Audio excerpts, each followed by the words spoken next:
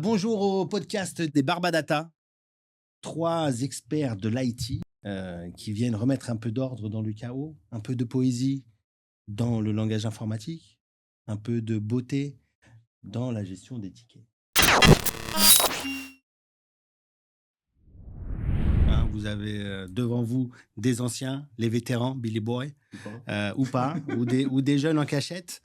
Et puis, on va raconter notre vision de l'IT de manière générale. Donc, comment on voit son évolution, comment on voit où il va aller et qu'est-ce qu'on peut apporter comme pierre à l'édifice pour sortir du chaos et réécrire l'histoire avec un peu de poésie. Ouais, j'aime bien. Pour ce faire, on a à ma droite Stéphane Loulendo. Est-ce que tu peux te présenter? Oui, bien sûr. Bonjour à tous. Écoutez, moi, je travaille, j'ai des postes de coordination, pour dire ça. Donc, des postes de PO, de chefferie de projet, vraiment orienté DevOps, parce qu'il y a une dimension humaine et de rapprochement qui me paraît essentielle. Et donc voilà, je travaille en ce moment, je suis chez Finexis, on travaille dans le domaine des banques, des assurances et autres, mais j'ai fait pas mal d'autres choses avant. J'ai un peu roulé ma bosse. Je travaillais dans le retail, je travaillais dans l'automobile, travaillais dans le voyage d'affaires. J'ai eu des postes comme je dis, de chefferie de projet. Et puis voilà, donc j'utilise toutes ces expériences pour les mettre au service des clients et puis parfois leur apporter une autre perspective. Super. Donc, tu vas nous partager un peu cette qualité que tu as mis au service des clients et là, on va la mettre au service de nos auditeurs. Merci Stéphane. En face de moi, Avi El Karat. Alors, qu'est-ce que tu peux nous dire sur toi? Moi, je suis dans l'IT depuis 2005. J'ai fait quasiment toute ma carrière, dans le domaine de l'intégration et ensuite du DevOps. Ça s'est étendu à tout ce qui est DevOps. Donc c'est, vraiment la problématique sur laquelle je me pose le plus, c'est la construction du logiciel et l'industrialisation de cette construction, donc la production du logiciel. Dans ce sens-là, donc mes outils, ça va être bien évidemment tous les outils DevOps, mais aussi beaucoup de développement, pour moi-même construire des logiciels et comprendre toutes ces problématiques-là. Beaucoup de développement et petit à petit aussi maintenant avec l'arrivée de l'IA, donc c'est quelque chose que j'ai complètement intégré dans mes outils. Donc développement basé sur de l'intelligence artificielle aussi, tout en gardant un œil parfaitement critique, l'œil de lynx l'œil du vétéran, donc comme tu disais tout à l'heure, qui est capable d'interagir et surtout de regarder là où, l'intelligence artificielle prend des mauvais chemins. Merci Avi. Donc, on profitera de cette vision et de ton œil pour décortiquer toutes les discussions qu'on aura autour du sujet du jour. Dan Magier, notre invité spécial du jour. Donc, c'est pour ça, barbe blanche, tu y étais presque. J'y suis presque. J'ai quelques poils blancs, ouais, effectivement, mais je dois rester le plus jeune d'entre vous. Ça, c'est vrai. Prochaine fois, je viendrai avec la barbe du Père Noël, ça sera plus simple. Non, mais là, je pense que, ouais. Non, mais c'est bien, reste, parce que ça nous remet un peu à notre place, tu vois. C'est-à-dire, on s'est pris un coup de vieux, on a compris. Même année, toi et moi. Ouais, c'est vrai. On est né au siècle dernier, chers auditeurs. Tous ici présents. Voilà, sachez-le, on connaît le 20e siècle. Et même au millénaire dernier. C'est pas faux. Plus loin encore. On va arrêter là. On va arrêter là, voilà, les dinosaures. Parce que sinon, je vais pas me présenter, Ok. je vais pleurer. Alors, vas-y, Dan, est-ce que tu peux te présenter? Ouais, très rapidement. Donc, bon, alors, ça va, j'espère que ça va pas faire trop. Donc, je suis coach sur les cultures agiles, craft et DevOps. En fait, le triptyque m'intéressait depuis très, très longtemps. À la base, je suis développeur et surtout testeur, hein, parce que je doute énormément et donc tester, c'est douter, c'est une vraie maxime. C'est en fait, le test me permet de m'assurer que ce que je vais mettre en production fonctionne comme moi je l'entends. Donc, en tant que développeur, je me suis intéressé à l'agilité pour essayer de voir une autre manière que le cycle en V, donc l'agile plus sur du produit, parce que j'assimile vraiment l'agilité pour du produit, hein. Donc, actuellement, je travaille chez un assureur d'un grand groupe bancaire et on a développé un outil, hein, qui permet de builder les applications de manière standard, hein. Enfin, tout type d'application, que ce soit du Java avec Maven, du PHP, du Python avec Pip, j'en passe et des meilleurs. Notre but, c'est d'avoir une pipeline standard qui va tous les builder. C'est un peu l'anneau unique de Sauron, sauf qu'on n'est pas méchant, on essaye d'être sympa, hein. Merci, Dan, de nous accompagner sur ce premier épisode où on va parler de ticketing. Ça ne dit pas ce que évoque son titre.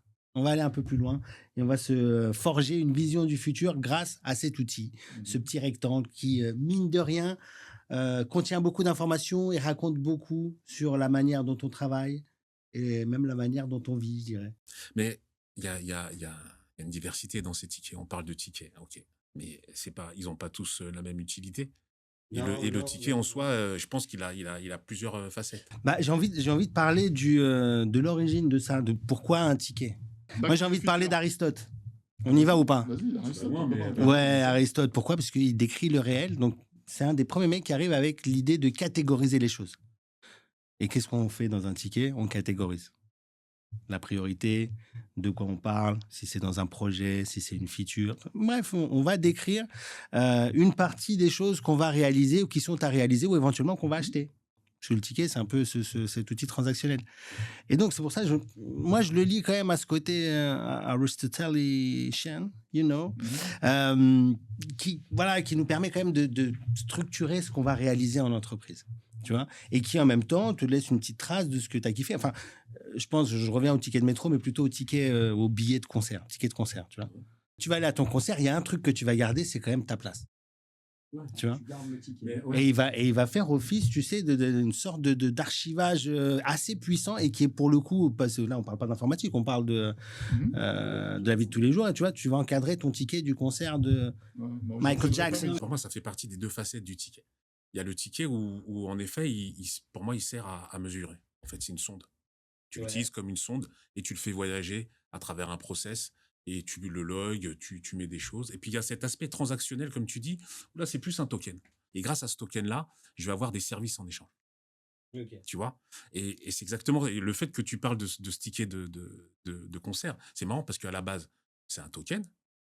J'ai le service que je vais pouvoir voir quelqu'un voilà, il y aura le spectacle, je vais pouvoir voir le spectacle et après je vais le garder parce que il va me servir naturellement à archiver, à loguer des choses que j'aurais vues, ça va me rappeler, je vais pouvoir revenir dessus. À prouver que j'ai vu Michael Jackson de son vivant, tu vois. Et puis ça va déclencher des souvenirs de ce qui s'est passé, des logs, en fait.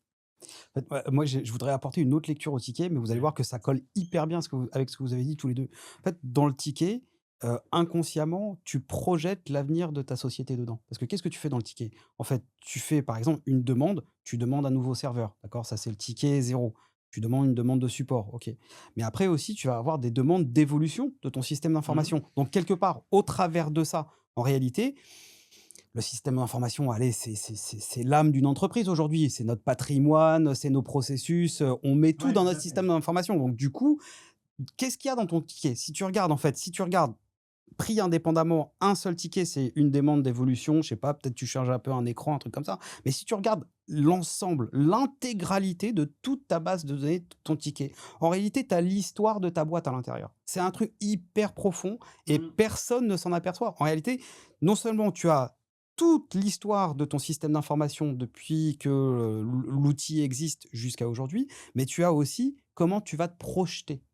Donc, tu as des choses qui sont hyper profondes dans ton outil de ticket. Mais si le gars, c'est le job qu'il a à faire, est-ce qu'il a vraiment besoin d'un ticket pour ça?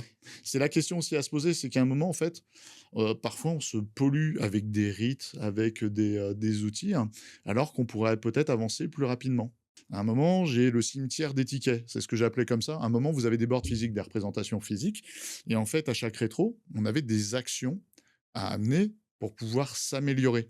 Et on mettait ça dans une colonne à faire, enfin une to-do list, mais vraiment pour s'améliorer. Moi, j'ai déjà vu, en fait, l'étiquette descendre, descendre, descendre, descendre, jusqu'à toucher le sol. Puis ça pouvait aller jusqu'au Ouais, mais jusqu'au sol. Dan, même ça, on est d'accord en termes d'efficacité, c'est pas optimum. Mais ça veut dire quelque chose sur l'activité de l'équipe. Oui, on est d'accord. Et même le ticket qui ne remplit pas son rôle, il veut dire quelque chose. Il veut dire qu'il y a eu un besoin qui a été identifié et qui n'a pas été mené à terme. Pour quelle raison? Ça, c'est encore autre chose. Mais le nombre, plus tu as des tickets comme ça dans ton cimetière, plus tu vois que il y a peut-être une histoire de moyens qui n'est pas donnée aux équipes.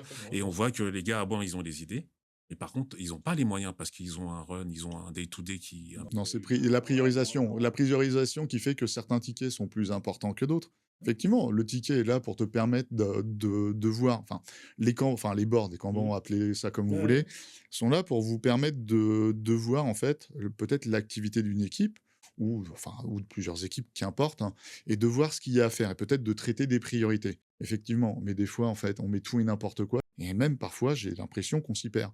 Et on a parlé de Jira, on a parlé de Snow et d'ALM Octane. Pourquoi 3 outils pour du ticketing alors qu'un outil pourrait peut-être faire les choses? C'est pas forcément les mêmes besoins. Et alors, moi, en fait, moi, je vois bien où tu vas. Et j'aime bien, en fait, ta remarque sur le bullshit dans le ticket. Je suis pas complètement d'accord avec toi et je suis pas complètement d'accord avec toi. Quelque part, j'ai une position un peu intermédiaire entre les deux. C'est vrai que tous ces tickets qui s'accumulent et tout, ça peut raconter quelque chose sur l'équipe. Moi, je pense aussi que parmi ces tickets-là, si on était vraiment honnête, on n'en mettrait pas la moitié. C'est-à-dire que tu as énormément de tickets où tu reviens, en fait, quelques temps plus tard, et tu t'aperçois, en fait, non, ça c'est du bullshit, ça c'est du bullshit, ça c'est du bullshit, et tu enlèves, tu es la Pour moi, je pense que on se retrouve malgré tout, tu vois. Je suis plutôt, moi, très pro outil unique, tu vois.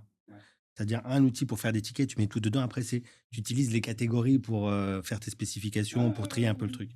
Après, effectivement, on n'est pas dans le même sujet. Un service là où tu vas avoir des tickets pour gérer les batchs de cantine, et pas pour du dev. Ah oui, mais ServiceNow, il s'appuie sur Utile. En revanche, oui, mais ça reste. Ce que je veux dire par là, c'est qu'il y a peut-être des évolutions qui amènent à se débarrasser à un moment donné d'un certain nombre de tickets. Parce qu'on parle des tickets inutiles. Je donne l'exemple du ticket de métro. Il est nécessaire pour prouver quelque part que tu as acheté ton droit d'aller dans les transports en commun. Mais la matérialisation sous forme de ticket que tu dois passer à chaque fois et qui matérialise un voyage, tu vois, elle est plus. Oui, mais le token est toujours là, José. Voilà, mais Parce que sa fonction de token, la notion est toujours voilà, mais en là. tout cas, on a compris, qu'il n'y avait plus besoin d'historiser, enfin, avoir ton ticket. Moi, j'ai fait ça. Je vous raconte anecdote de petit. Je voulais être plus malin que malin, et je me disais parce que j'avais compris que tu sais, quand tu mettais ton ticket dans le métro, tu sais, tu avais un truc qui était imprimé à l'époque, tu vois. Et j'avais imaginé qu'ils imprimaient la date et l'heure à laquelle tu passais. Et je m'étais dit, si je fais toute une année et je garde tous mes tickets pendant une année, l'année d'après, c'est gratuit puisque j'aurai les tampons à la bonne date. Tu vois. Enfin, à la bonne heure et tout. Erreur, ça ne servait à rien. Et je me suis retrouvé à faire le boulot d'historiser tous mes tickets de métro, bus et tout ça. Tu l'as gardé, ça? Ouais, mais frérot, très vite, la boîte à chaussures, elle était blindée. Et très vite, en fait, t'as beaucoup pour rien, ils s'abîment, etc. Tu vois. J'ai fait une tâche sur le long terme hyper inutile. Basée sur le ticket. Et vachement fastidieuse, hyper chronophage. Il fallait que je les catégorise par heure de la journée, tu vois. Est-ce qu'on peut, je veux jeter un pavé dans la mare parce qu'en fait, il y a l'éléphant dans la pièce dont on parle pas depuis tout à l'heure. C'est l'inadéquation de l'outil par rapport aux besoins. Tout ce qu'on est en train de dire là tout à l'heure, en fait, on est en train de dire, on a un méga besoin. On a un truc qui est hyper chaud au niveau de l'IT, au niveau du patrimoine d'une entreprise et même au niveau perso. Enfin, je veux dire, le ticket de métro, le truc comme ça. Donc, c'est un truc qui a un besoin qui est hyper chaud. Je trouve personnellement que les outils type ServiceNow, type Jira et machin comme ça sont soit extrêmement mal configurés, soit extrêmement mal utilisés, soit extrêmement mal foutus. Il y a un truc qui va pas dans ces systèmes. Alors, je vais me permettre le ticketing. On va parler de ticketing. Moi, à un moment, on me demandait de créer des tickets. Et en fait, j'étais là, je fais, mais faut que ça corresponde à quoi le ticket? J'ai fait mes tâches. Du ticket. En fait, le ticket, il était là pour faire du reporting à la direction pour voir en fait si les tâches avançaient, si on faisait des choses. Donc, à un moment, j'ai répondu à un mail, je devais faire un ticket. J'exagère, mais je suis pas loin de la vérité. À un moment, j'ai fait ça. Il y a quelques années, et j'étais là, j'ai fait, OK, je tombe dans le ticketing. Mais oui, mais le ticket, il est pas responsable. Il est pas responsable en soi. Non, il est pas coupable. Il est complice. Mais il est pas responsable. C'est évidemment la manière de l'utiliser. Quand tu parles de configuration des outils, on en est là. ServiceNow, moi, je suis à la fois atterré et émerveillé par cet outil. On trouve rien, mais parce qu'il sait faire tellement de choses qu'au final, on ne sait pas comment le configurer. C'est hyper complexe. C'est pas du tout. C'est pas didactique. Enfin, et puis on lui donne des rôles. On a des exemples où c'est carrément c'est devenu une golden source. Ça fait mal, ça. Voilà, ça fait très mal. Et en fait, parce qu'on sait, on a ce besoin. Il y a une sorte d'hégémonie aussi de l'outil. On parle de ServiceNow, de Jira. Bah, tout de suite, c'est des noms qui viennent. Ticket, voilà. C'est les noms qui viennent tout de suite. Voilà, c'est les Jordan. Alors qu'on ne sait pas forcément comment les utiliser, on ne sait pas comment les rendre simples. Et de toute manière, moi, je suis dans l'agilité, on nous le dit, hein, c'est les gens et les interactions. Les interactions, c'est les process, et c'est eux qui doivent tenir. Et lui, il doit être témoin de ce process-là. Il met de l'inertie dans tout ça, parce que c'est chiant de faire... Ben voilà. Il y a l'inertie, et de toute manière, alors que ça soit sur ServiceNow ou sur des post-it, il y a quand même l'inertie, elle est plus ou moins importante, mais elle est là. Ouais. Mais j'ai envie de dire sur le truc de l'historisation, parce que ça vous en parlez. Donc, il y a ce truc d'avoir un historique, la golden source, de tracer. Et moi, je pense, en même temps, à la place de l'utilisateur, on va le trouver mauvais, tu vois, souvent, ce que tu disais, hein, c'est pas forcément bien configuré, c'est pas hyper user-friendly pour savoir quelle catégorie il faut utiliser, quel chemin je dois prendre. Et en général, tu fais un ticket ServiceNow et après, tu appelles un mec que tu connais dans l'équipe. Exactement. Si le truc était vraiment un élément facilitant pour tout le monde, c'est-à-dire qu'il était vraiment... Le ticket est facilitant. Les gens l'utiliseraient bien, mais c'est souvent vu comme un truc de flicage, tu vois, où du coup, tu vas tracer. C'est un truc que les chefs, le management demande pour avoir une vision budgétaire des échanges. Il y a donc une dimension politique qui s'ajoute à ça, tu vois, et quelque part, un ticket peut même devenir un élément qui va servir la guerre qu'il peut y avoir entre différents services, tu vois. Et ça, c'est un peu, pour moi, le principal défaut du truc qui fait qu'on va mal le configurer, qu'on va l'utiliser parce que voilà, on est obligé. Je vais me permettre quelque chose, et après, je vous laisse. Dans certaines boîtes, il y a, par exemple, je vais dire, des outils qui sont transverses. Par exemple, vous pouvez avoir, je sais pas, un Jenkins, un GitLab, ce que vous voulez. Et en fait, dans des entités qui sont énormes, il y a une équipe centrale qui le gère, et parfois les entités ont des problèmes. Elles ouvrent des tickets. Est-ce que le problème, c'est l'ouverture du ticket, c'est la manière dont sont gérés les outils transverses, ou bien peut-être qu'on devrait peut-être se réapproprier la gestion des outils au sein de certaines entités.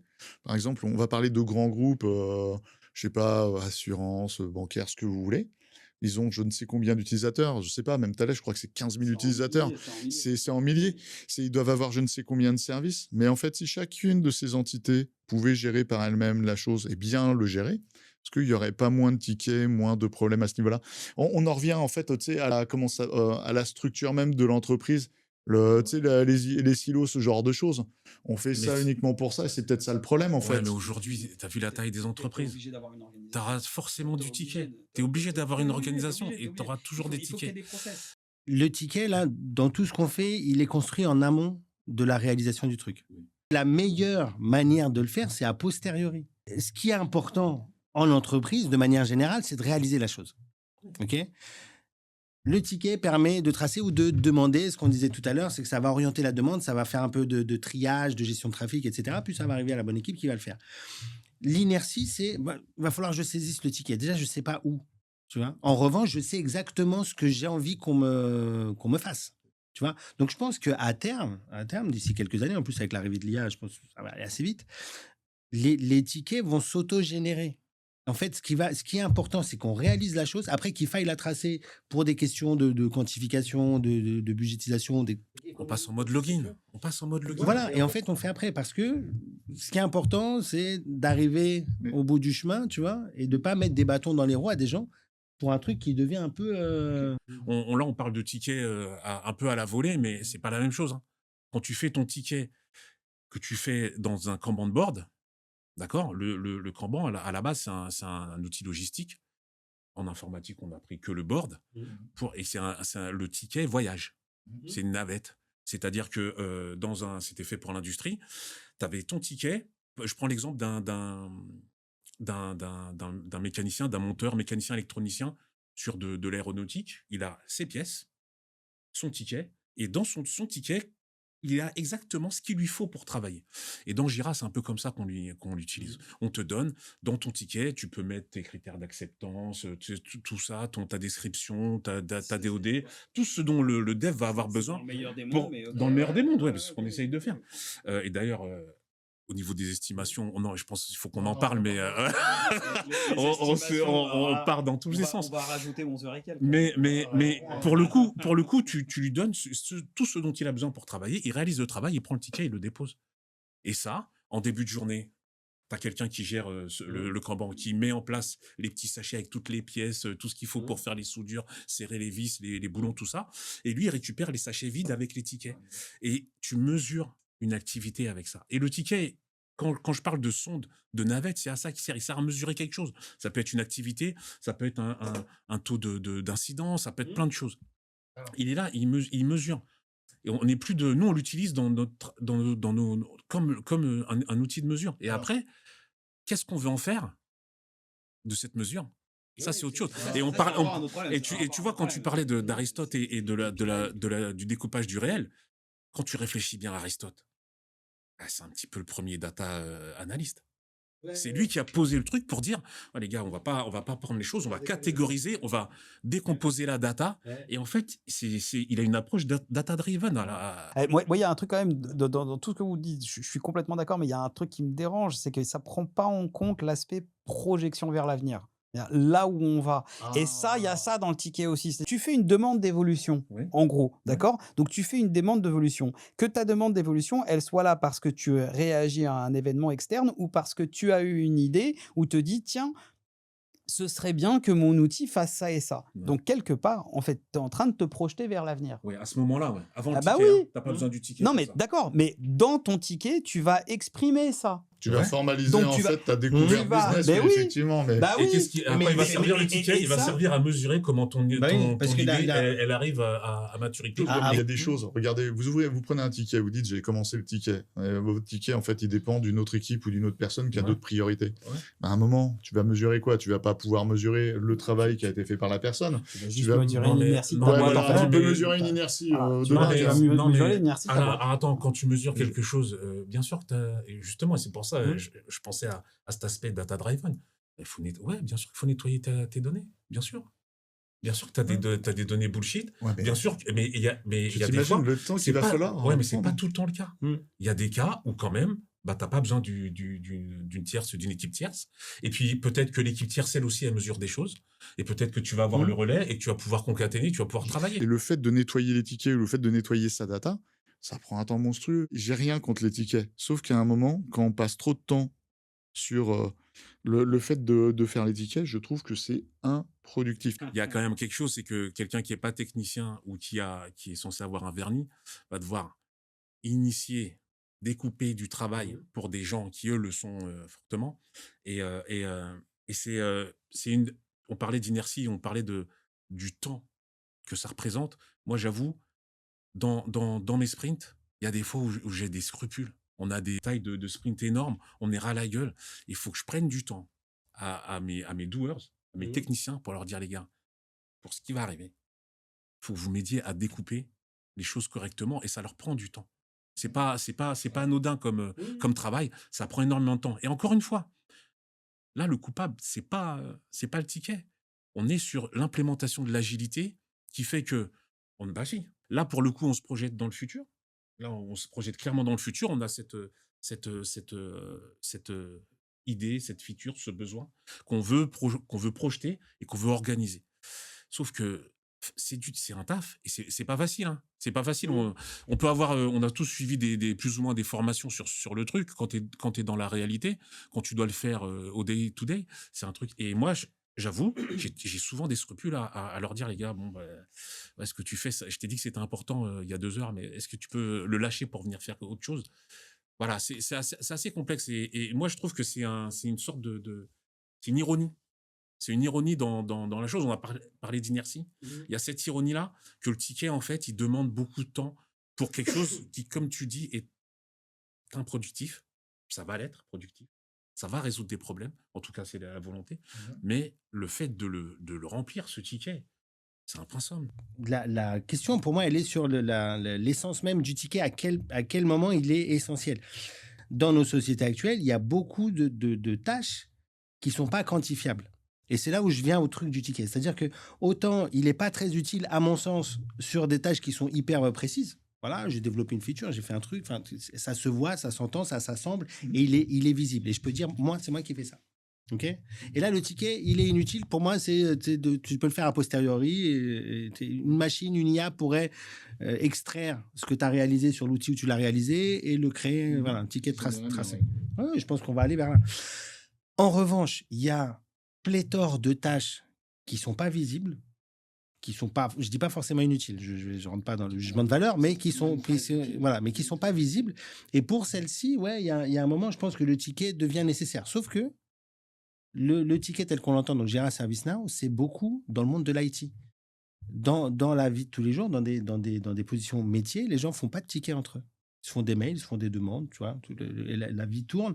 Pour autant, il y a des tâches qui sont des tâches qui seraient difficiles de décrire à un enfant en disant, ouais, là, moi, la journée, je fais ça. L'enfant, il voit juste que tu es devant un PC, tu vois. Il comprend pas ton implication métier, tout ça. Et là, il n'y a pas de ticket. Le taf se fait, ça avance, etc. Tu vois. Et donc, pour moi, il faut questionner le positionnement du ticket de manière générale dans le monde de l'IT. Parce pour moi, il est moins nécessaire qu'ailleurs, tu vois, où on ne sait pas trop, tu vas justifier ce que tu as fait dans la journée. Tu rentres un peu dans une autre dimension. Le ticket, c'est plus juste un truc, voilà, fais ci, fais ça, mais ça devient aussi le véhicule d'une information. Ça peut être un véhicule d'information, mais il faut que ce ticket puisse en fait être mis à jour et retransmis aux autres équipes pour la durée ou comment être fait. Et sachant que comme tu as des bases de code qui sont différentes, le contexte d'une équipe n'est pas forcément le même que d'une autre. Bien sûr, mais ça devient un accumulateur de connaissances. Ça touche un vrai problème du ticket, des outils de ticket en soi, c'est qu'on cherche à les catégoriser et on cherche à anticiper des catégories. Aristote, il a fait un peu l'inverse. Il a découvert les catégories au fur et à mesure que le réel se faisait plus clair devant lui. Et on demande d'anticiper plein de trucs, y compris tout à l'heure, tu t'évoquais le fait il faut estimer sa charge, tu vois, dans l'esprit et tout ça. Et donc, tu dois, toi, faire le boulot parce qu'il y a un ticket. S'il n'y avait pas le ticket, juste tu fais le boulot, de savoir combien de temps ça va te prendre, où est-ce que je mets telle catégorie, quelles sont les informations, etc. Et donc, il faut que ça fitte avec ce que me permet l'outil. Je pense que l'idée de tracer, d'avoir un historique, des choses qui sont réalisées, de pouvoir mesurer la célérité d'une équipe, la performance d'une boîte, à toutes fins utiles, tu vois. On a besoin de mesurer pour en faire quelque chose. Il faut l'imaginer dans le futur comme un truc qui sera plus dépendant de Jira, de ServiceNow et tout ça. En fait, ce que je vois dans le truc que dit José, qui peut être vraiment intéressant, c'est que justement, l'IA, ça peut apporter ce genre d'aspect-là. C'est-à-dire que si tu peux éventuellement commencer à initier un processus avec une IA, d'accord, en lui disant, tiens, je vais devoir faire un truc, d'accord. Puis après ça, tu fais ton développement. Et ensuite, tu retournes voir ta gentille IA en lui disant, bon, bah ça y est, tu sais, le truc dont je t'ai parlé la dernière fois, ça y est, j'ai terminé, c'est fait. Et donc maintenant, ce que je veux que tu fasses, c'est que tu ailles regarder dans GitLab, dans GitHub, dans tout ce que tu veux, enfin voilà, tu sais, pour pas faire de placement de produits sauvages. Mais tu vas regarder dans le SCM, voir donc tout ce que j'ai accompli, le temps que ça m'a pris, parce que tu vas avoir toutes ces informations-là. Et à partir de ça, bah, tu peux générer a posteriori ben, le ticket, la documentation. Ça peut être un truc, justement. Au lab, chez Finax, on a Retrodoc. Et en fait, le truc, moi, je suis très du a posteriori. C'est-à-dire, anticiper, c'est bien d'avoir une vision, de penser les trucs qu'on va faire. Et effectivement, tu as des gens qui sont dans l'anticipation et de quelles anticipations vont naître un certain nombre de projets et de trucs à réaliser, tu vois. Mais une fois qu'on en est à la réalisation pure et dure, très concrète, l'a posteriori, il est beaucoup plus puissant. Nous, par exemple, sur le truc ça me fait penser à ça, hein, dans ce que tu disais dans ton outil du Living Doc.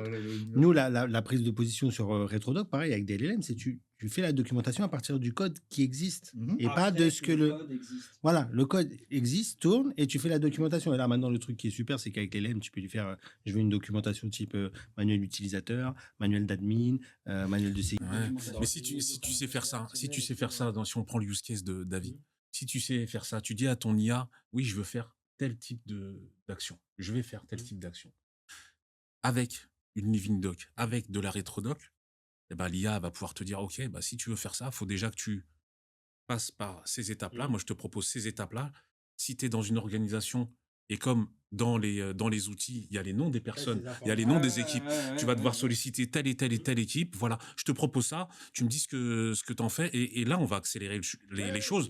Et du coup, le posteriori va être, du coup, il va passer en amont et Oui, tu vas rentrer dans proposer des une choses. boucle un peu vertueuse qui est Voilà. plutôt intéressante. Et d'ailleurs, le monde n'attend pas pour faire ces trucs-là, parce qu'il y a plusieurs initiatives chez différents clients, tu vois, sur l'aide à la résolution d'incidents, parce que l'IA est capable d'analyser tout ce qui a été produit, tout ce qui a été logué dans des outils de ticketing. Et en fait, dans ServiceNow, ou dans des outils où les gens ils tracent les incidents, tu as quand même l'ensemble des résolutions depuis que les tickets ont commencé à être écrits, sur lesquels tu peux faire de la recherche. Enfin, l'IA va pouvoir faire de la recherche sémantique plutôt intéressante si tu sais t'y prendre, et tu peux en sortir quelque chose.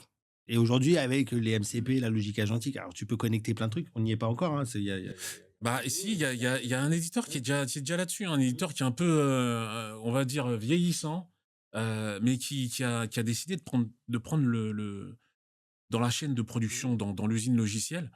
Là, actuellement, les éditeurs, GitLab, autres, ce qu'ils font, c'est qu'ils travaillent en amont, très en amont, à l'entrée de la supply chain.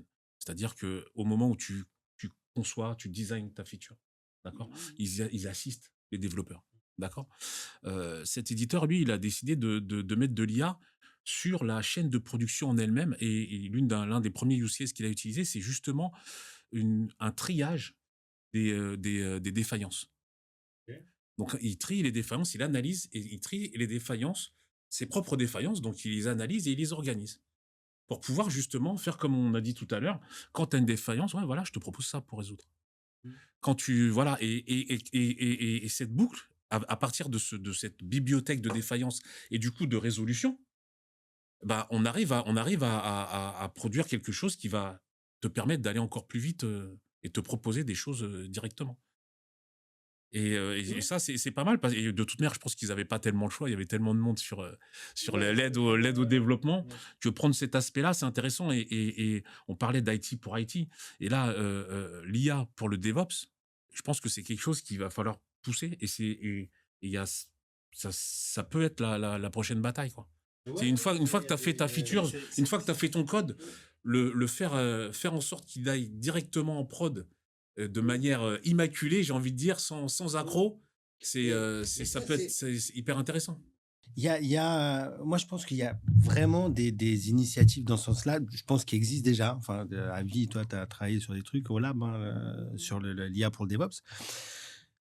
Et je pense que là, il y a vraiment, tout à l'heure, tu disais, c'est pas forcément la faute du ticket, c'est pas forcément de la faute du ticket sur les trucs. Il y a des logiques organisationnelles et des ambitions ou des points de vue qui vont devoir être corrigés. Je donne deux éléments de contexte.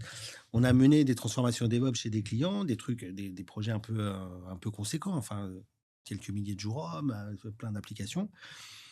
On a toujours été cantonné au fait de la transformation technique. C'est bon, on automatise les tests, le delivery, la gestion du code, la gestion de la prod, le déploiement, etc. On forme les gens, on les acculture, etc. Dans les concepts même du DevOps, il y a un triptyque où c'est les méthodes, les outils et les process. Les processus, tu n'y touches pas, parce qu'en fait, c'est hyper profondément ancré dans une société. Ça participe de la culture de la société, enfin la culture d'entreprise. Donc, tu es en train de dire que la culture d'entreprise est supérieure à la culture agile, craft ou DevOps. En termes d'impact. Elle est plus lourde, ouais. Ouais. Et ça, c'est la complexité majeure. Tu vois? Et pour moi, le problème vient là. Un autre élément de contexte, donc on est des anciens, on est tous nés au siècle dernier, donc moi j'ai connu l'informatique du tout début des années 2000. Avant d'arriver au DevOps et ce truc de one team, one goal, one truc, tu vois, on a cassé pendant des années avec les phénomènes utiles, voilà, on a siloté le travail pour des questions de sécurisation, de qualité, bon attention, on fait pas des conneries, on déploie pas comme ça direct en prod. Un vendredi soir. À la cow-boy, comme on faisait avant, quoi. Sauf que moi, j'ai connu cette période où on était déjà DevOps avant de parler de DevOps. J'ai été dans des équipes de mise en œuvre où tu avais les mecs de l'infra, les développeurs, la MOA, tous ensemble. Et puis, vas-y, on accélère à la prod. Il n'y a pas de je demande un privilège particulier à travers un ticket pour pouvoir toucher quelque chose. J'y vais, tu vois. on a fait des bêtises. On a arrêté ça pendant des années parce qu'il y a eu des dingueries. En revanche, c'est des choses qui ont évolué à travers la culture. À travers la culture de l'entreprise, tu vois.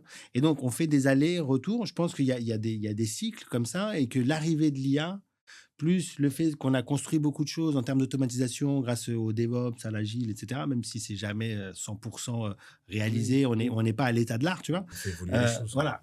Je pense que le prochain cycle va arriver à un truc un peu plus débridé, en tout cas, sur cette idée de traçabilité, de gestion des tickets, de gestion des demandes. Et que l'arrivée du langage naturel dans les méthodes de programmation et de création de code, ça va être un game changer, mais puissant. Et qu'il faut nous... T'as une idée de produit en tête? Alors là, pour le coup, au lab, on invente plein de trucs. Donc, il y a plein d'usages, plein de cas d'usage là-dessus. Le ticketing est à la fois un cas d'usage à faire évoluer et une source de données qui te permet d'entrevoir plein d'autres trucs pour améliorer le sujet. En revanche, si le ticket reste un élément purement administratif de traçabilité, tout ça, il perd sa force. Tout à l'heure, quand je prenais l'exemple du ticket Michael Jackson, tu vois, le ticket de concert, c'est un élément administratif. Tu as payé ta place, donc tu as participé à un pourcentage du montage du concert, la location des locaux, le staff technique, le cachet du chanteur, etc. Donc, tu participes à ce phénomène économique. En revanche, une fois que le concert est passé, ton ticket, il revêt une dimension émotionnelle de ouf, de fou, tu vois. Et 15 ans après, c'est encore plus fort. Voilà, et donc il a plus son côté administratif a servi, tu vois. Il a fait partie du processus, du phénomène métier entre guillemets. Mais après, tu lui donnes autre chose. Et je pense que le ticket à l'avenir, et encore une fois avec l'idée de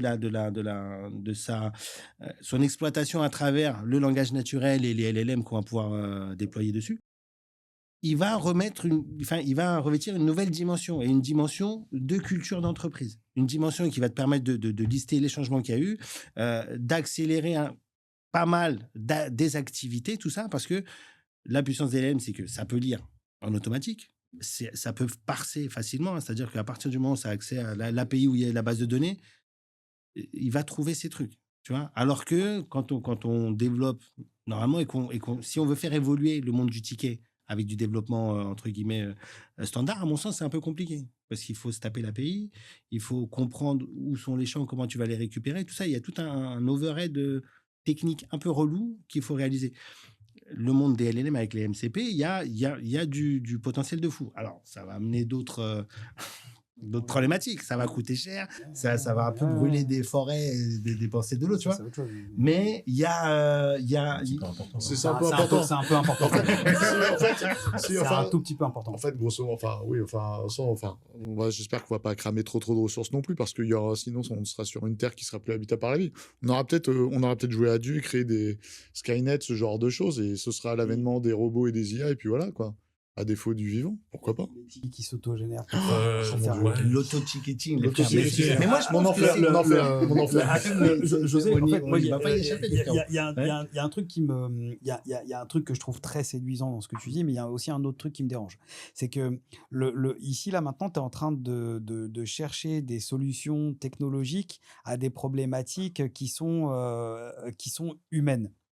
Je t'explique ce que je veux dire. Bien évidemment, ce que tu dis, moi, j'y crois.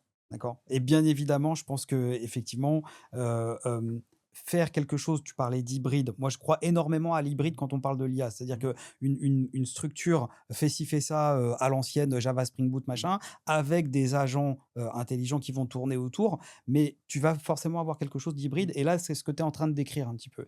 Mais quelque part, en fait, ce que tu es en train de décrire ne résout pas le problème. Tiens, j'ai un logiciel à créer. J'ai besoin d'infra. Ben, il y a une autre équipe, infra, qui doit prendre le truc, d'accord? Ben, quelque part, tant que l'équipe n'aura pas décidé que c'est le moment de dépiler mon ticket, ils ne le feront pas. Donc, du coup, tu vois, là, en fait, la solution que tu dis n'enlève pas certaines frictions aujourd'hui qui sont inhérentes à ces systèmes de ticketing. Grosso modo, voilà. Donc, tu as un workflow. tu as un workflow. Dans ce workflow-là, tu as des points un petit peu plus compliqués que d'autres, disons, où tu sais que ça va passer par certaines équipes et tu es tributaire de ces équipes-là. Ça, c'est très profondément une question organisationnelle et humaine et ce ne sera jamais résolu par une solution technologique. Ça, c'est quelque chose qui, à un moment où les gens vont devoir être un peu grands, un peu adultes, se poser autour d'une table et en disant, voilà, donc on est des humains et on a des problématiques d'organisation. Comment est-ce qu'on se réorganise et comment est-ce qu'on va caler notre workflow d'entreprise sur l'organisation de l'entreprise? Mais ça, c'est des choses. En fait, on est autour de la table, on a tous fait de l'IT. Je sais pas si vous avez travaillé dans d'autres secteurs d'activité de l'IT. Mais c'est des problématiques qui sont résolues depuis super longtemps. Quand tu dis qu'on fait des tickets, que l'IA se nourrit des tickets et autres, ce que tu décris là, c'est quelque chose qu'on appelle la théorie des contraintes. D'ailleurs, il y a un très bon livre là-dessus que moi qui m'a vraiment éclaté, qui s'appelle Le But. Je me souviens plus de l'auteur, mais il est dans une usine et en fait, tu gères des flux. Ça, c'est un problème de contrainte de flux. Tu as des goulots d'étranglement, tu as des choses, les équipes tiers, tout ça. Et ça, l'inspiration de l'IT que fait l'IT de l'industrie, elle va pas assez loin. Et l'IA va permettre aussi de te dire, quand tu vas dire à l'IA, va chercher ailleurs ce qui se fait dans les autres organisations, l'IA va te ramener des choses. Oui, c'est clair que tu poses ta problématique. dans le domaine des possibles, tu va regarder ailleurs. tous ces tickets-là. Absolument. Le point commun, c'est Kanban, ça vient de chez Toyota, quoi. C'est pour créer des voitures. Mais ça n'empêche que tout ça, parce que ce que tu décrivais, qu'il faut que les gens deviennent un peu adultes et tout ça, ça revient à ce qu'on disait tout à l'heure sur que la culture d'entreprise, elle pèse beaucoup plus lourd que l'outillage et la bonne utilisation de son outillage. Et elle est beaucoup plus lente à faire changer. C'est ça, les organisations, c'est très lent parce que c'est des gens, et faire changer les habitudes des gens, tu peux changer d'outils de ticketing beaucoup plus rapidement que faire changer les habitudes. Je vais juste te donner un exemple. J'ai dû rentrer dans une grande entreprise du CAC 40, d'accord. Je me suis penché sur la question du Jira. Beau gosse. Bah oui, évidemment. Là, je viens de me faire chambrer là. Tu m'as taillé un short, mais alors. donc voilà. Donc c'est juste pour parler de la taille. Ok, c'est juste pour parler de la taille. On a compris. Ouais. D'accord, donc je commençais à sérieusement du tout à l'heure, les gars. J'ai dû analyser tous les statuts qu'il y a dans Jira, d'accord? Je me suis aperçu que tu as infiniment plus de statuts, sur peut-être 200 ou 300 statuts que j'ai analysés, tu as 2/3 des statuts qui sont là pour exprimer le fait que ça n'avance pas. Ouais. C'est ouf, c'est oufissime. Tu as 2/3 des statuts, tu as pending, stand-by, third-party workflow. C'est extraordinaire. Et c'est vrai, c'est totalement vrai. J'avais jamais poussé l'analyse jusque-là. Qui sont là pour dire pourquoi t'es pas en train de travailler. Ouais, t'en as un seul pour dire que ça avance, c'est une progression. C'est ouf. C'est ouf.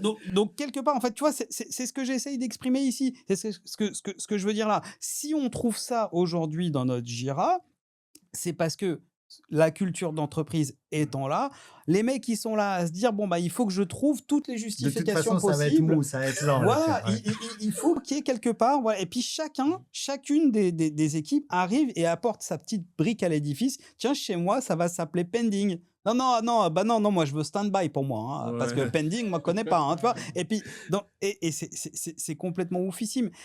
Donc du coup, en fait, quand je parle d'essayer de devenir un petit peu adulte, de se prendre par la main, de se mettre autour de la table et essayer de commencer à travailler, ça c'est quelque chose que tu peux pas enlever. Tu vois. Regardez, on est des vieux. Est-ce que vous vous rendez compte? C'est une histoire de maturité. Alors attention. Au niveau de l'industrialisation de quelque chose. Il n'y a pas que ça, regardez. On a entre 40 et 50 piges, ok. Ce qui se passe, c'est on travaille dans l'IT, donc on est quand même un peu habitué à l'outil informatique. Imaginez-vous des personnes, déjà peut-être plus âgées que nous, qui ont connu en fait une ère pré-informatique sur le travail. Tu les forces à aller dedans, alors là, ils sont dépassés, ils n'ont même pas envie de rentrer dedans. Ou des personnes qui ne sont absolument pas informaticiens et qui ont notre âge, et qui font des métiers, je sais pas, juristes, j'en passe, c'est des meilleurs. Mais tu leur parles Jira, tout ça. Ils te regardent, ils bitent que dalle. Non, mais je vous promets, c'est juste magnifique, hein. Même la notion de ticketing, hein, leur est inconnue, quoi. C'est très très dur là. Non, mais Ah, là, c'est très dur. on en est à ce niveau-là. Et Là, je pourtant, parle pas de la pourtant ils ont des workflows, ils ont des process, Absolument. ils ont Mais Absolument. ils l'ont pas industrialisé. Ils les ont Alors, peut-être pas ils ont industrialisé. Ils ont peut-être pas. est-ce qu'ils les ont pas industrialisés ou est-ce qu'ils Ou ont peut-être pas, pas. ou l'industrialisation, elle prend pas cette forme? Ouais, parce que c'est un autre paradigme, tu vois. Mais on est d'accord là-dessus. Mais c'est pour ça qu'en intro, on parle quand même du fait que le ticket, le concept de ticket va quand même toucher tout le monde, mais dans la vie quotidienne, tu vois, tu vas le toucher. Mais c'est vrai que le truc de Jira ServiceNow, c'est très IT. Hein. Oui. Ah oui. On va parvenir à l'âge de pierre. Enfin, ce que je veux dire, parvenir à l'âge de pierre, tu t'imagines si les assurances, les banques, les administrations perdaient l'informatique et revenaient au papier. Tu t'imagines le délire? En dehors de l'aspect un peu philo du titre, du boulot dont on parle, c'est important de pouvoir avoir des outils qui te permettent d'avoir de l'influence quelque part pour amener les choses qui vont te faciliter la tâche. Tout à l'heure, quand on parlait du poids de la culture d'entreprise qui est tellement puissant, ce qui est compliqué, c'est que toi, tu as peu d'influence face à cette culture d'entreprise. Pour autant, tu es dedans. Enfin, les gens, en plus, Tu l'as subi. tu peux être amené en banque à avoir des carrières plutôt longues, hein, à faire 20, 30 ans dans le truc, d'évoluer. Et ça fait partie de toi, mais ton influence, quand tu as la capacité à changer les processus, à simplifier les choses, elle est minime. Toute entreprise va avoir sa culture et il y a des choses à retirer et il y a des choses à garder. Donc tout n'est pas forcément à foutre à la peine. Et ça se mais travaille, l'idée, ça se nettoie. c'est une culture l'agilité de d'entreprise. cette culture, en fait. Je prends ce mot parce qu'il est à la mode aussi, mais c'est la flexibilité de cette culture. Si on a une culture, allez, on va encore prendre un autre mot tiré de l'IT, monolithique, assez rigide, bah, on a de l'inertie. Si on a une culture qui a toujours été habituée de son fait ou forcée, hein, parce qu'il y a beaucoup d'entreprises qui ont des super, parce elles avaient pas le choix. Et je pense que l'IA, ça va commencer à faire du tri aussi à ce niveau-là. Les entreprises qui vont être trop figées, elles vont avoir beaucoup de mal à suivre la cadence. Et du coup, voilà. Mais la culture d'entreprise, et ça, pour le coup, le, c'est vraiment en dehors des tickets, hein, mais c'est ça qui va faire que tu vas pouvoir prendre un outil, te l'approprier correctement, faire fi des fonctionnalités dont tu n'as pas besoin, de te focaliser sur des choses, de savoir le sortir. Voilà, le sortir quand on n'a pas besoin, parce que ouais, bah, on a fait l'expérience ServiceNow, bah, c'est dégueulasse, nous on veut un truc plus simple et on fait autre chose, parce qu'en fait notre besoin il est là. Et cette réflexion, elle est vraiment capitale. Et les dirigeants, je pense pas qu'à aucun moment, ou alors très peu, ils se posent la question de notre culture d'entreprise. Voilà, notre culture d'entreprise, comment on l'a fait évoluer, comment on veut que l'équipe, comment on veut que l'équipe, elle se comporte, quoi. Mais non. Mais une organisation, tu la changes pas. Si t'es pas contraint, tu la changes pas comme ça. Mais il faut que ça vienne d'en haut. En fait, tu sais, on a des effets d'annonce, mais rien n'est fait. C'est pour ça que je dis, en fait, tu as certaines entreprises qui sont aussi souples qu'une barre de fer. Elles veulent se donner des images agiles ou tout ce que tu veux, mais elles ne le sont pas. Et je trouve, effectivement, et pour en revenir au ticket, je trouve que la manière de faire du ticketing représente quand même pas mal la manière, enfin la culture de l'entreprise. Mais ouais, c'est la partie humaine qui pêche en vérité. Parce que, Toujours la partie tu vois, humaine. mais c'est un peu comme pareil, on en parlait en off, l'utilisation de l'IA. Si toi, tu n'as pas cadré ton process, tu n'as pas découpé ton métier, tu n'as pas fait quelque chose de réellement intelligible, l'IA ne servira à rien. Elle va te faire une réponse random, pas ouf en plus, plutôt préfaite, quoi. Alors que si tu as fait ton boulot de se dire, bon, quel serait réellement l'avantage d'utiliser l'IA dans cette pratique qui, moi, je m'approche d'un moment relou dans ma journée. Voilà. Comment je pourrais le faire par ChatGPT, Chatou. Tu vois? Est-ce que vous avez un mot de la fin, messieurs? Ouais, je vous ai répété ça tout du long. Les gars, le ticket n'est pas le coupable. Ouais, le ticket n'est pas le coupable. Par contre, c'est vrai qu'on en revient à cette histoire d'organisation, d'organisation d'entreprise, d'organisation humaine. Et là, la question est bien plus profonde. On a vu tous les sujets qu'on a évoqués. C'est hyper profond et c'est hyper complexe et c'est long. Mais il faut être courageux, il faut être patient. Il faut pas hésiter, quoi. Patience. Patience, sinon Patience, comme Nokia. persévérance. Résilience. Ouais. Mais pas trop de patience, hein, Maltraitance. sinon il y a de fortes chances que tu finisses, enfin que certaines sociétés puissent finir comme Nokia, et là, c'est le drame. Ça sera mal. Ok. Faut être, Mais en Ça tout cas, va. ouais, mot de la fin, la patience, et puis remettre quand même le ticket à sa ouais, et puis l'homme, à sa c'est- dimension ouais, de non coupable. ouais, de non coupable, et puis Ouais. d'outil, quoi. C'est un Ouais, outil, quoi. c'est un Ok. outil. Tu t'éclates le doigt avec un marteau, c'est pas la faute du marteau. Ouais. Sauf s'il est une mauvaise qualité. Ouais. Il se barre, tu sais, tu vois, il était Oui, mal s'il attaché. se barre, et du coup, Voilà. tu Et là, t'éclates- c'est la le faute marteau. Si du tu marteau. t'éclates l'œil avec la marteau, ouais, Ah. c'est la faute du marteau. Voilà. Ok. All right. Toi, Avi, quel serait ton mot de la fin? Moi, le mot de la fin, je dirais que le potentiel des outils de ticketing est pas exploité, quoi. C'est complètement sous-exploité et il faut pas oublier que ces outils-là sont le reflet de notre entreprise. Et donc, peut-être que aussi, il faudrait se poser la question de savoir si on exploite bien le potentiel de notre entreprise. Voilà. Ok. Se poser la question du potentiel. Très bien. C'est super. Dan, et Moi, toi, je qu'est-ce que tu dirais? reste sur ce qu'on a dit, enfin, ce que j'ai dit tout à l'heure par rapport. Toi, tu parles de non-exploitation et du reflet de l'entreprise. Moi, je dirais de la manière dont on communique dans l'entreprise. Surtout, je serais plus pour, comment dire, maintenant, utiliser le ticket comme un moyen de loguer, ce que tu disais tout à l'heure, ce qui a été fait, donc faire la tâche, peut-être un ticket titre, faire la tâche, et ensuite pouvoir générer en fait l'ensemble des informations dont on a besoin pour comprendre ce qui va bien, ce qui ne va pas bien. C'est-à-dire, on se dit agile, on essaye de faire des rétros, ce qui est bien, ça fait partie des principes agiles de réfléchir à ce qui permet de s'améliorer.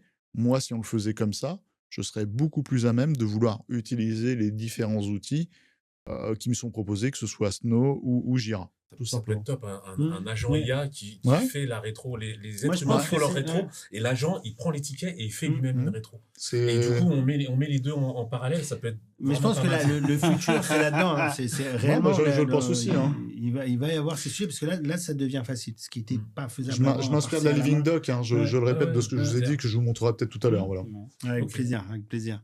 Très bien, mes amis, c'était très clair. Moi, mon mot de la fin. Ton mot de la fin, vas-y. Ah, j'allais esquiver l'exercice. Allez. Mais bon, on me rappelle à l'ordre, non, moi, je dirais réellement, mais je rejoins un petit peu ta vision. Le ticket, il a vécu. Ok, tel qu'il est construit dans des outils où c'est du menu déroulant, des choix préconfigurés, il a vécu. On a eu besoin de passer par cette étape-là pour décrire le réel, décrire les unités de travail, l'unité d'œuvre à travers laquelle on va réaliser des projets. Ok, très bien. Mais là, on va devoir aller plus loin parce que l'outillage est apparu. Donc, l'IA générative, je pense que ça va vraiment être un levier pour ça. Le temps qu'on y aille, hein, parce que c'est pas facile non plus d'avoir des solutions LLM on-prem ou des trucs un peu sécurisés. On sait bien, on travaille avec les banques, on voit qu'il y a quand même un certain nombre de limites dans la capacité à adopter ça rapidement, mais on va quand même y aller. Attention à la facture à la fin du mois. Quoi. Oui, oui, dans tous les cas, hein, parce que on-prem C'est ou même à pareil pour l'extérieur, AWS. tu payes soit des tokens, soit tu payes de l'électricité. AWS Donc, aussi, à l'époque. à un moment, tu vas payer quelque part. Mais il y a un nouveau. Et je pense que l'idée de, comme tu disais, rendre les choses invisibles, visibles, ça viendra par la mise en relation du ticket créé a posteriori, qui trace ce qui a été fait, de la vision qui a été insufflée au début dans le projet et de ce qui est fait directement sur les outils. Et que à travers ces trois dimensions, on pourra faire des analyses beaucoup plus poussées et tu vois, et rentrer dans une nouvelle ère. Donc, moi, je suis très confiant pour la suite. Il faudra juste y travailler. C'est-à-dire que nous devrons participer à l'effort de reconstruction et de réimagination du ticketing. Bah, oh là là, quel suspense! Oh, c'était pas mal, c'était pas mal. Formidable. Bon, on fait Ok, maintenant. merci. Ouais.